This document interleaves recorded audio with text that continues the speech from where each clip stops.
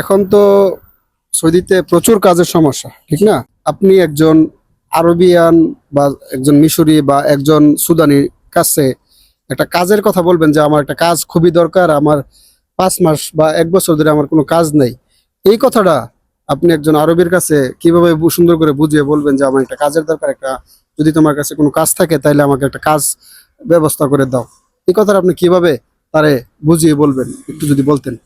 ও আচ্ছা, আমি যদি বলতে হয় তাহলে এভাবে বলতে হবে যে মোদের খামসা সাহার আনা মাই সগল।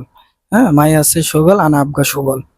হ্যাঁ, এরকম কিছু আর কি। হ্যাঁ, এটা তো আপনি একদম ডাইরেক্টলি বলে দিলেন, কিন্তু আপনি যদি তারা একটু ভালোভাবে বলতে চান তাহলে ঠিক এভাবে বলতে হবে যে শুভ সাদিক, যদি আপনার বন্ধু বলেন শুভ সাদিক আনা খামসা শাহর মাফি শগল, আনা রিদ শগল হেদ, ইজা ফি মওজুদ ইনতা সাওয়া সাওয়া শগল হেদ, ফি জিব শগল হেদ, আশান আনা বিলাদ বাবা মামা কুল্লু মওজুদ, আশান আলা লাজিম ওয়াদি ফুলুস বিলাদ, আশান বাবা মামা কুল্লু ফি আকিল, ফি হিনাক ফি মওজুদ কুল্লু সেই নাফারাত, লাজিম ফি রিদানা শগল হেদ, ইজা ইনতা সো সাওয়া সাওয়া মওজুদ সো মুসাইদা হেদ রিদ শগল কিদা।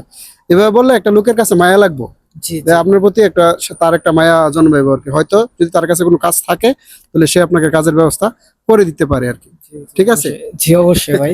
এভাবে বললে খুব সুন্দর হবে আর কি। ঠিক আছে, আপনাকে অসংখ্য ধন্যবাদ।